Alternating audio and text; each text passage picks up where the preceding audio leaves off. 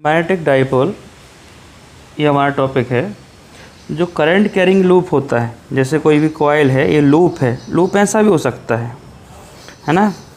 Loop मतलब any closed, तो आप किसी फिगर को क्लोज कर सकते हो।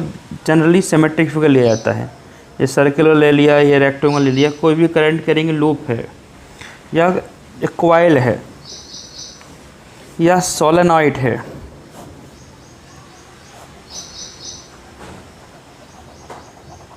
या सोलेनॉइड है या फिर बार मैग्नेट है, जिसमें नॉर्थ और साउथ लिखा होता है, जो हम बचपन से पढ़ते आते हैं, बार मैग्नेट। ये जब इस टाइप से चीज़ें होती हैं,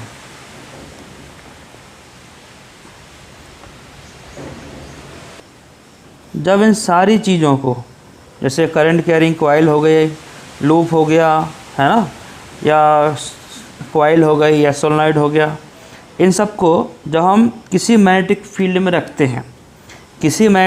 रखते हैं, तो ये अपने एक्सिस को, जिस एक्सिस के अलॉन्ग ये रोटेट कर रहे हैं, उस एक्सिस को मैग्नेटिक फील्ड की डायरेक्शन में लाने की कोशिश करते हैं। जैसे ये है, मान लो इसका एक्सिस ये है, इसको हमने रखा तो ये मैग्नेटिक फील्ड ये है। ये बार मैग्नेट अपने आप को इस वाले एक्सिस की डायरेक्शन में लाने की कोशिश करेगी। एक बार फिर से समझो कि कोई भी करंट कैरिंग कॉइल है, लूप है या सोलेनॉइड है, तो जब इनमें करंट फ्लो करते हैं तो इनमें मैग्नेटिज्म प्रोड्यूस होता है, और फिर इनको जब हम मैग्नेटिक फील्ड में रखते हैं तो ये उसी डायरेक्शन में आके उसी डायरेक्शन में मूव करते हैं, या बोला जाए तो घूमने लगती हैं उसी डायरेक्शन में। जिस प्रकार इलेक्ट्रिक फील्ड के अंदर डाइपोल मोमेंट हुआ करता था, plus charge minus charge. Minus को पहले रखते हैं, प्लस को बाद में रखते हैं। जैसे डाइपोल मोमेंट हो गया, माइनस चार्ज प्लस चार्ज, ये जब इलेक्ट्रिक फील्ड में घूमता था, उसी तरह ये बिहेव करते हैं, और इनके इस तरह के बिहेवियर को बोलते हैं मैग्नेटिक डाइपोल। क्योंकि जैसे यहाँ प्लस और माइनस चार्ज हुआ करता था, ये ऑटोमेटिक कॉइल में नॉर्थ और साउथ पोल बनने लगते हैं इनके घूमने की डायरेक्शन से। तो ये घूमने की, इनकी मतलब रोटेट होने की टेंडेंसी आ जाती है इनके अंदर। तो इस टेंडेंसी को बोला जाता है मैग्नेटिक डाइपोल। अब जब किसी सर्कुलर लूप में करंट एंटी क्लॉकवाइज जाता है, देखो एंटी क्लॉकवाइज जा रहा है इस तरह से, तो फील्ड कहाँ रहेगी? Upward. Field is coming out, magnetic field की डायरेक्शन रहेगी कमिंग आउट। और जब ये यहाँ से क्लॉकवाइज जाएगा, इस यहाँ से, तो फील्ड रहेगी गोइंग इन।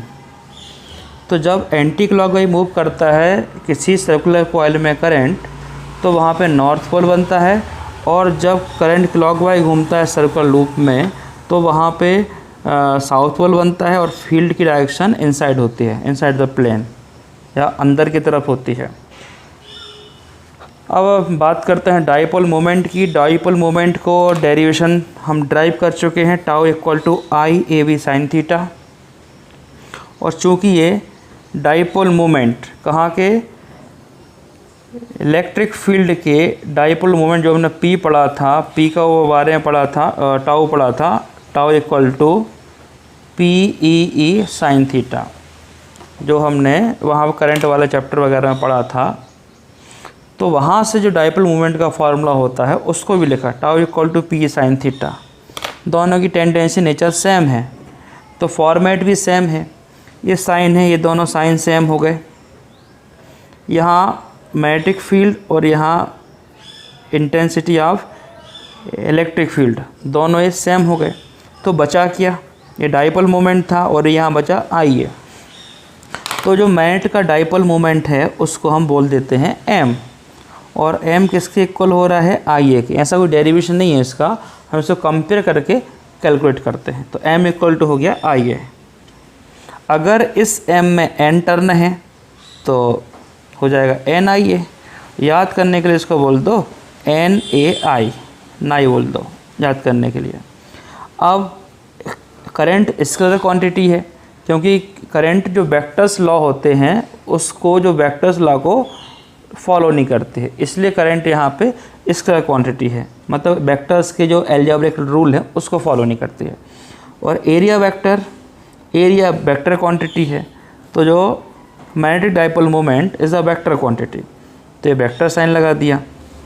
अब देखो ये सर्कुलर कॉइल ले ली, करंट देखो ऐसा फ्लो हो रहा है, इस डायरेक्शन में फ्लो हो रहा है करंट आपका इस डायरेक्शन में हो रहा है फ्लो, और मैग्नेटिक मोमेंट की डायरेक्शन कहाँ मिलेगी, यहाँ मिलेगी। अब देखो कैसे इस रूल से जाएं तो करंट की डायरेक्शन फील्ड रहेगी बाहर की तरफ, और एरिया वेक्टर ये है, एरिया रहता हमेशा किसी प्लेन के या तो ऊपर की तरफ या तो नीचे की तरफ, तो एरिया रहेगा अपवर्ड मतलब कौन सी डायरेक्शन बोलते हैं अपन, के बोलते हैं इसको, के की तरफ रहेगा एरिया वेक्टर, और करंट की डायरेक्शन कहाँ रहेगी, इस तरफ रहेगी। तो इसका जो मैग्नेटिक मोमेंट मिलेगा वो कहाँ मिलेगा, वाई एक्सिस के अलॉन्ग मिलेगा। तो अभी उससे ना जाएं अपन, बस फॉर्मेट याद रखें, m = NIA। कहाँ से आया ये आपको पता है, नंबर ऑफ टर्न अगर n है तो n से मल्टीप्लाई कर दिया, यहाँ मैंने कैपिटल में लिख दिया, कोई फ़र्क नहीं पड़ेगा इसमें यहाँ पर। अब इसकी यूनिट की बात करें, यूनिट कितने है, I करंट को नापते हैं एम्पियर में, करंट मेजर एम्पियर में होता है, जो एरिया है एरिया होता है मीटर स्क्वायर में, तो एम्पियर × मीटर स्क्वायर।